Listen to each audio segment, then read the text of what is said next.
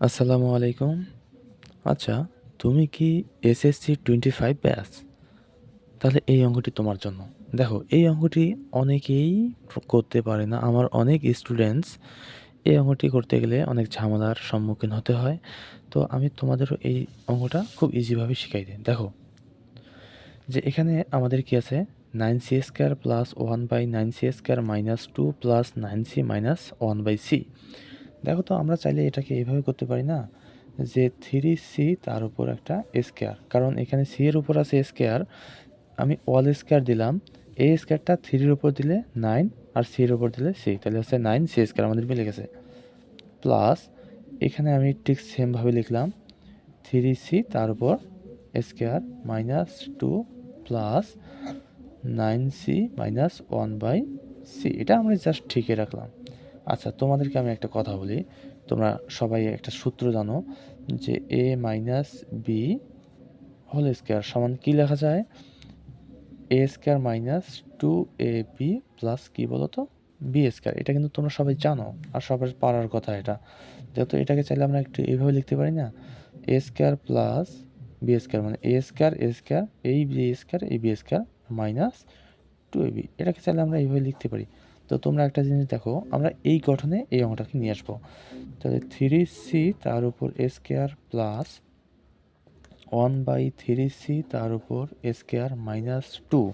দেখো, এখানে 2 কিন্তু সিঙ্গেল আছে, এখানে এমন কিছু করতে হবে যেন কম হয় না আবার বেশিও না হয়, অর্থাৎ 2কে ব্যালেন্স করতে হবে। আমি যে এখানে একটা গুণ দিয়ে 3c দিই, তার সাথে আবার গুণ দিই 1/3c, তাহলে তোমরা দেখো তো, এই 3c এর সাথে এই 3c কিন্তু কাটাকাটি করা যায়, তাহলে 2 থাকলো, তাহলে কিন্তু কোনো সমস্যা না। প্লাস 9c মাইনাস কী বলতো 1/c, তাহলে দেখো তো আমাদের এই গঠনে এই পুরো অঙ্কটা চলে আসছে না, a square plus b square minus 2ab। তাহলে আমরা এই সূত্রের মাথা কী হয়, a minus b whole square. তো এখানে a বলতে আমরা কাকে মনে করবো, 3c, আর b বলতে আমরা মনে করবো 1/3c।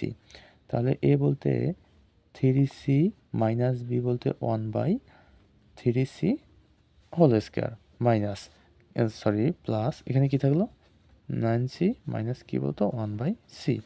আচ্ছা, এখানে একটা জিনিস লক্ষ্য করো সবাই, এটা আমরা ঠিক রাখলাম, তাহলে 1/3c তারপর স্কোয়ার।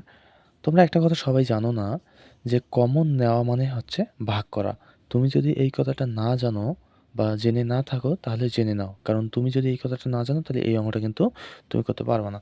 তাহলে আমি যদি এখান থেকে এমন কিছু কমন নিতে হবে যেন এটার মতো গঠন চলে আসে। প্লাস আমি যদি এখান থেকে একটা 3কে কমন নেই, তাহলে দেখো 9c থেকে যদি আমি 3 বের করে নিই, তাহলে এখানে কিন্তু একটা থাকে 3c। আর আমি কি বললাম, কমন নেওয়া মানে ভাগ করা। তুমি যদি এখানে তোমাকে একটু দেখাই আমি, যে 1/3c-কে তুমি 3 দিয়ে ভাগ করবা, এই যে 1/c-কে ভাগ করবা 3 দ্বারা, তাহলে কী হবে বলতো, এই যে 1/c ইন্টু 3, নিচে মনে মনে একটা 1 আছে, তাহলে 1/, কী বলতো 3, তাহলে 1-এর সাথে 1-এর গুণ করলে অনক্ষয় 1, 3 আর c গুণ করলে 3c, এই যে বুঝছো। তাহলে আমি যদি 3 কমন নেই, তাহলে এখান থেকে কী পাবো আমি, 1/3c পাবো।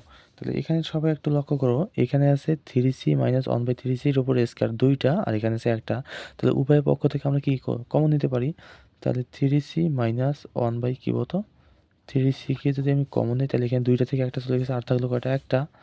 3c minus 1/3, sorry 3c plus 3, এই যে এটা হচ্ছে আমাদের অ্যান্সার।